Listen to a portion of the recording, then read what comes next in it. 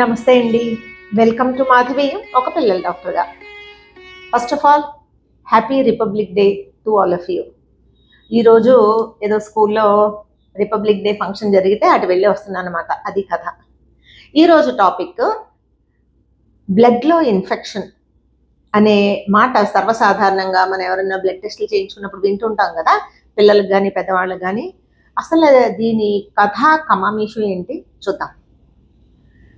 యూజువల్గా పిల్లల్లో కానీ పెద్దవాళ్ళలో కానీ జ్వరం వచ్చినప్పుడు 2-3 రోజులు ఆగి బ్లడ్ టెస్ట్ చేయిస్తే గనక అందులో సిఆర్పి అంటే సి రియాక్టివ్ ప్రోటీన్ అనేది కనుక ఉండవలసిన దానికంటే హెచ్చుగా ఉంటే కనుక దాన్ని రక్తంలో ఇన్ఫెక్షన్ మార్కర్ పెరిగింది అని చెప్తాం.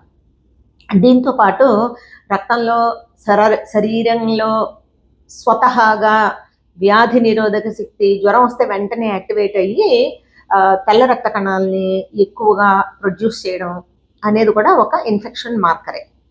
బట్ యూజువల్గా బ్లడ్లో ఇన్ఫెక్షన్ ఉందంటే ఈ రెండు అనమాట. సిఆర్పి హెచ్చుగా ఉంది అండ్ తెల్ల రక్త కణాల కౌంట్ హెచ్చుగా ఉంది అంటే గనక రక్తంలో ఎక్కడో ఇన్ఫెక్షన్ ఉంది సుమా అనేది మనకి ఒక సిగ్నల్, రెడ్ ఫ్లాగ్ అనమాట అండి. ఓకే మేడం, ఏంటి బ్లడ్ టెస్ట్ చేయించాము మా బాబుకి, బ్లడ్లో ఇన్ఫెక్షన్ ఉందన్నారు, భయపడాలా అంటే ఇక్కడ 2 ముక్కలు బ్లడ్ టెస్ట్ గురించి చెప్తానండి. కొంతమంది పేరెంట్స్ మమ్మల్ని 2వ రోజే 3వ రోజే మేడం బ్లడ్ టెస్ట్లు చేయించండి అని అడిగితే నేను చెప్తా అవసరం లేదు. ఎందుకు అవసరం లేదు? బిడ్డ కనుక జలుబు దగ్గు జ్వరం కొద్దిగా వస్తుంది, పిల్లవాడు ఆడుకుంటున్నాడు, పాలు తాగుతున్నాడు అండ్ యాక్టివ్గా ఉన్నాడు, ఇలాంటప్పుడు దీని మోస్ట్ ప్రాబబ్లీ మామూలు వైరల్ ఫీవర్స్, ఫ్లూ జ్వరాలు కావచ్చు. అందుకని బ్లడ్ టెస్ట్లు అవసరం లేదు. బట్ ఈ రూల్కి ఒక ఎక్సెప్షన్ ఉంది సుమా. 1 year లోపు పిల్లలకి జ్వరం ఉండి నలతగా ఉంటే మాత్రం కొంచెం తొందరగా బ్లడ్ టెస్ట్లు చేస్తాం. అదర్వైజ్ 3-4 రోజుల జ్వరం తర్వాత జ్వరం తగ్గడం లేదు, తగ్గుముఖం పట్టడం లేదు, అదొకటే కాకుండా బిడ్డ నలతగా ఉంటే కూడా వెంటనే బ్లడ్ టెస్ట్లు చేయించుకోవడం ఉత్తమం. ఈ బ్లడ్ టెస్ట్లో ఫీవర్ ప్రొఫైల్లో ఏమేం చేయించాలి అంటే కనుక సిబిసి బ్లడ్ కౌంట్స్ అనమాట అండి. రక్తంలో ప్లేట్లెట్స్, తెల్ల రక్త కణాలు, ఎర్ర రక్త కణాలు, హీమోగ్లోబిన్ ఎలా ఉందనే చూడడానికి సిఆర్పి ఇప్పుడు చెప్పానుగా, సి రియాక్టివ్ ప్రోటీన్ అనేది లెవెల్స్ టెస్ట్ చేస్తాము. ఇంకా మలేరియా, డెంగ్యూ, టైఫాయిడ్ అండ్ ఇప్పుడు నేను ఒక వీడియో కూడా చెప్పానండి గతంలో, టైఫస్ జ్వరాలు కూడా వస్తున్నాయి కాబట్టి ఫీవర్ ప్రొఫైల్ అది కూడా ఇంక్లూడ్ చేసుకోవడం మంచిది. చివరిగా యూరిన్ టెస్ట్ మర్చిపోకూడదండి.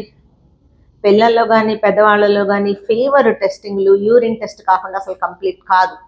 తప్పనిసరిగా అది అసలు నేనైతే ఫస్ట్ 2-3 డేస్లోనే యూరిన్ టెస్ట్ చేపిస్తా. సింపుల్ కదా, గుర్చాల్సిన పని లేదు కదా. సో ఈ టెస్టులు తప్పనిసరిగా చేయాలి. దీంతో పాటు కొంచెం ఖర్చు అయినా సరే బ్లడ్ కల్చర్ టెస్ట్ అనేది కూడా పంపించండి. దీని గురించి నేను చెప్తాను ఇప్పుడు.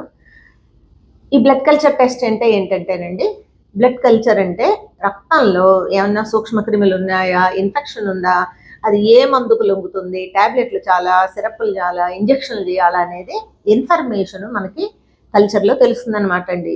అది మనం లేట్గా తర్వాత చేయించుకుని ఆల్రెడీ యాంటీబయాటిక్స్ వాడిన తర్వాత చేస్తే ఉపయోగం ఉండకపోవచ్చు. ఓకే, బ్లడ్ టెస్ట్ చేయించారండి, బ్లడ్లో ఇన్ఫెక్షన్ కణాలు పెరిగినాయి అంట, సిఆర్పి హెచ్చుగా ఉందన్నారు అని డాక్టర్లు చెప్పారు అని కంగారు పడాలా? ఇప్పుడు ముందు ఈ సందర్భంలో దయచేసి డాక్టరీ చదువుకొని క్వాక్స్ మాటల మీద కంగారు పడద్దు. సి రియాక్టివ్ ప్రోటీన్ అనేది మన కాలేయం లివర్లో ప్రొడ్యూస్ అవుతుంది. ఇది నార్మల్గా మన బ్లడ్లో ఉంటుంది. అప్ టు ఒక లెవెల్ 6 mg/L వరకు నార్మల్ అనమాట. ఇది పెరిగితే గనక అది ఒక సిగ్నల్, ఎక్కడో ఇన్ఫెక్షన్ ఉంది, దాని సంగతి చూడండి అని మనకి బాడీ సంకేతం పంపిస్తుంది అనమాట. అందులో ఈ లెవెల్స్ కూడానండి, సపోజ్ సింపుల్ ఫ్లూ జ్వరాలు, వైరల్ ఫీవర్స్, సిఆర్పీలు 20-30 వరకు ఉన్నా కంగారు పడాల్సిన పని లేదు. ఒక్కోసారి యాంటీబయాటిక్స్ కూడా వాడాల్సిన అవసరం లేదు. హెచ్చుగా ఉందండి, బిడ్డ నలతగా ఉన్నాడు అండ్ ఇన్ఫెక్షన్ సూచనలు కనిపిస్తున్నాయి బాడీలో అనుకుంటే కనుక, అంటే బ్యాక్టీరియల్ ఇన్ఫెక్షన్ సూచనలు కనబడుతున్నాయి అనుకుంటే మాత్రం డాక్టర్ల పర్యవేక్షణలో చెప్పిన డోసులో చెప్పిన నాళ్ళు యాంటీబయాటిక్స్ వాడాలి.